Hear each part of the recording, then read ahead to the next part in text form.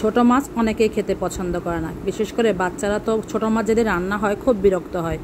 কিন্তু তারপরেও আমি চেষ্টা করি মাঝে মধ্যে বাচ্চাদেরকে ছোট মাছ খাওয়াতে। আজকে একদম ভিন্নভাবে কাঁচা আম দিয়ে ছোট মাছ রান্না করব, আর তারই ছোট্ট একটা রেসিপি আমি আপনাদের সাথে শেয়ার করছি।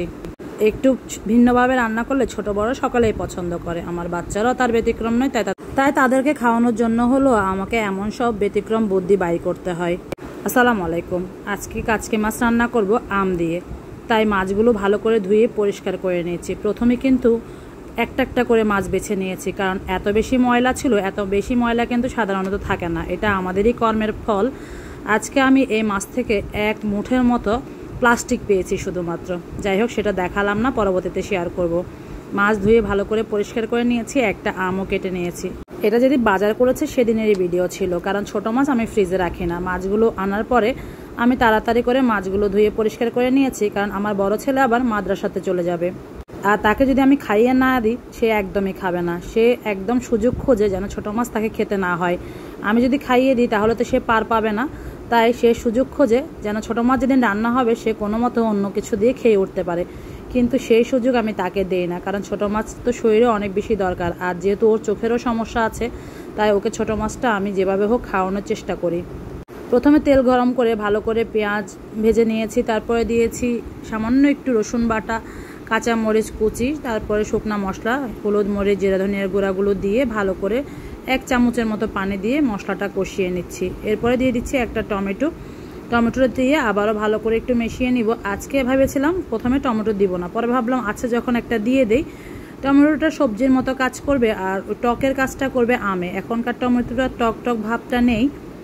মাছগুলো ধুয়ে আমি পানি ঝরিয়ে রেখেছিলাম, আর সেই মাছটা মশলা কষে যাওয়ার পরে দিয়ে দিয়েছি। এখানে 300 গ্রামের মতো মাছ হবে। মাছগুলো দিয়ে আমি ভালো করে নেড়েচেড়ে মিশিয়ে নিচ্ছি। কোনো রকম পানি আপাতত ব্যবহার করছি না, আগে ভালো করে মাছটা কষিয়ে নেব। এমনিতে যখন হাতে মাখা রান্না করি তখন তো পানি দিতেই হয় না, কিন্তু আজকে যেহেতু আম দিয়ে রান্না করব, রান্নার তো অবশ্যই একটু ব্যতিক্রম আছে।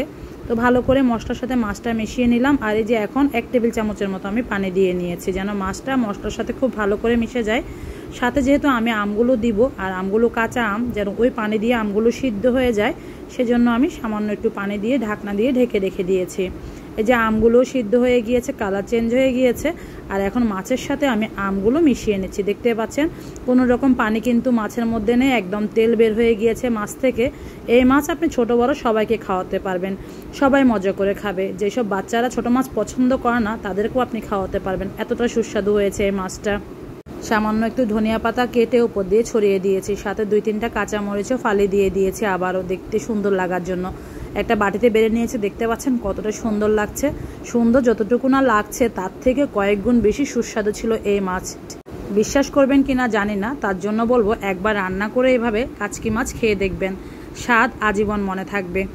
আর ছোট মাছ খাওয়া তো স্বাস্থ্যের জন্য খুব বেশি উপকার, তাই বলবো এই রেসিপিতে একবার হলো ট্রাই করে আমাকে জানাবেন আপনাদের কাছে রেসিপিটি কেমন লাগলো। এখন যেহেতু বাজারে কাঁচা আমটাও পাওয়া যাচ্ছে, তাই কাঁচা আম দিয়ে একবার হলো রান্না করে দেখবেন। কাঁচা আমের টক ভাব খেতে দারুণ লাগছিল।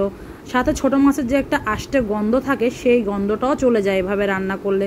একদম শুকনো করে ফেলেছি। সাথে যদি আপনি ডাল রাখতে চান রাখতে পারেন, তবে আমার কাছে এভাবে শুকনো মেখে খেতে বেশি ভালো লাগে। আজকে তবে আমি বিদায় নিচ্ছি। রেসিপিটি ভালো লাগলে লাইক কমেন্ট শেয়ার করতে একদমই ভুলবেন না।